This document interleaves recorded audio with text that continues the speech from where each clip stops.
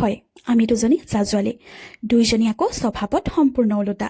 এজনী যদি মস্ত উৎপতীয়া আৰু সাহসী, এজনী অকণমান শান্ত আৰু ভয়পান্দৰী। আগতে এজনীৰ মাতেই নোলায়, এতিয়া আকৌ মুখখন কি চাবা, লাওপাত কচুপাত। মুঠতে বৰ্তমান দুইজনীৰ মুখত এতিয়া চুই দিলেও নুপুৰে। দুইজনী এতিয়া এটা টিম। দুইজনী আমি যিহেতু একেই সমবয়সীয়া, সেইবাবে দুইজনী বান্ধৱীতকৈ কোনো গুণেই কম নহয়। কিমান যে কথা পাতি পাতি হাঁহো নহয়, কেতিয়াবা গালি খাই যাবলগীয়া হয় ঘৰত। টাউনলৈ বুলি দুইজনী একেলগে ওলাই গ'লে ম'ম', ফুচকা, চাই আড্ডাৰ বিশেষ চাহকাপ আৰু লগতে চিকেন পকোৰা খোৱা কিমান যে ভাল লাগে। আৰু আজৰি সময় পালে বা একো কাম বন নাথাকিলে দিনৰ দিনটো ৰুমৰ ভিতৰত সোমাই নেটফ্লিক্স, হটষ্টাৰ, প্ৰাইম ভিডিঅ' আদিত ৱেব ছিৰিজ বা নতুন নতুন চিনেমাসমূহ চোৱাটো আমাৰ হবিলৈ পৰিণত হৈছে। টাউনলৈ আকৌ কোনোদিনে কিবা অনাৰ উদ্দেশ্যে নাযাওঁৱেই। পিছে দুইজনী লগ হৈ গ'লে কিবা নহয় কিবা খাচখুচীয়াকৈ এগালমান বস্তু উঠাই আনো।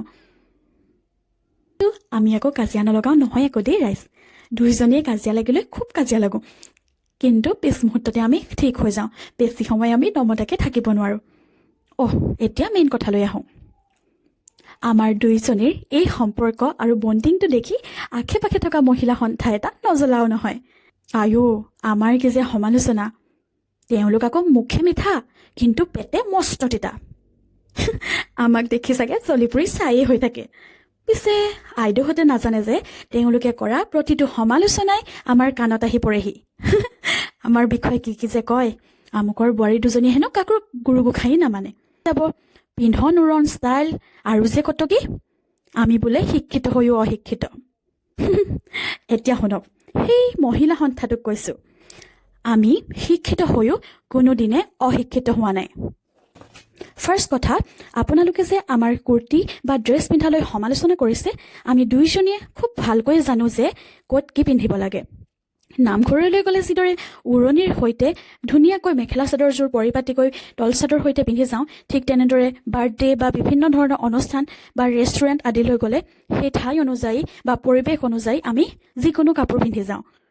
তাত আমাৰ ঘৰৰ মানুহৰে একো ক'ব লগা নাথাকে। আপোনালোকে তেনেহ'লে সমালোচনা কৰিবলৈ কোন?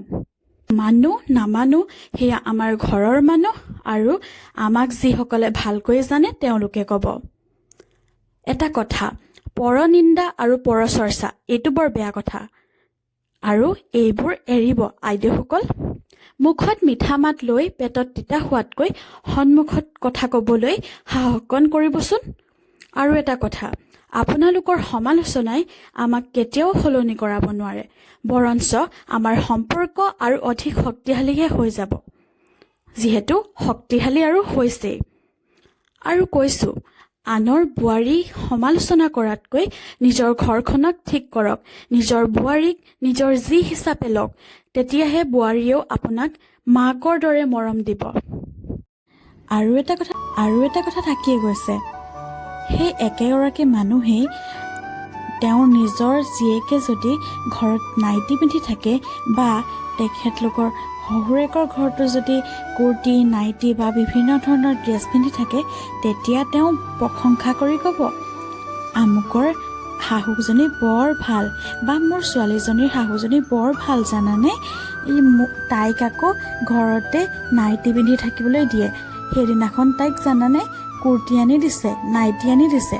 কিন্তু সেই একেজনী মানুহে বোৱাৰীৰ ক্ষেত্ৰত সেইটো নকৰে কিয়? তেওঁৰ জীয়েকে যদি তেওঁৰ শহুৰেকৰ ঘৰখনত কুৰ্তি বা নাইটি পিন্ধি থাকিব পাৰে, তেনেহ'লে সেই একেজনী বোৱাৰীয়ে ঘৰতে যদি উৰণি বাৰণিও লৈ থাকে, তেতিয়াও তেওঁ কিয় সন্তুষ্ট নহয়? সেই একেগৰাকী মানুহে বোৱাৰীকক কুৰ্তি বা নাইটি ঘৰত পিন্ধিবলৈ নিদিয়ে কিয়? এইবিলাক প্ৰশ্ন কৰিবলৈ গ'লে বহুত হ'ব। আমাৰ ঘৰখনৰ কোনো ব্যক্তিৰ এইবিলাক ক্ষেত্ৰত একো অসুবিধা নাই। আমি আমাৰ মতে আমি যেনেকৈ থাকিবলৈ ইচ্ছা কৰোঁ সেই অনুযায়ীয়ে থাকোঁ। পিছে এটা কথা কওঁ যে আনক সমালোচনা কৰাটো ভাল কথা হয় জানো? আনক সমালোচনা কৰিবলৈ এৰক। আনৰ ঘৰৰ বোৱাৰী বুলিয়ে নহয়, অন্য ঘৰৰ কথা জুম হৈ লগ হৈ এই যে কথা পতাটো একেবাৰে ভাল কথা নহয়। এনেই নকয় নহয়, নাৰীয়ে নাৰীৰ প্ৰধান শত্ৰু বুলি। সঁচাকৈ পুৰুষসকলতকৈ এই মহিলাসকলহে জুম হৈ অন্য ঘৰৰ সমালোচনা, অন্য ঘৰৰ বোৱাৰী জীয়ৰীৰ সমালোচনা কৰাটো বৰ্তমান সময়ত বহুত দেখিবলৈ পোৱা যায়। আপোনালোকৰ এই ক্ষেত্ৰত মতামত কি? মই মোৰ মনৰ কথাষাৰহে ক'লোঁ। আৰু আমাৰ বৌ আৰু মোৰ সম্পৰ্ক সদায় এনেকেই থাকিব। আমি আৰু সদায় এনেকেই থকাটো বিচাৰোঁ। আজিলৈ আহোঁ। পুনৰ এটা নতুন ভিডিঅ'ৰ সৈতে আপোনালোকৰ লগ হ'ম। বাই।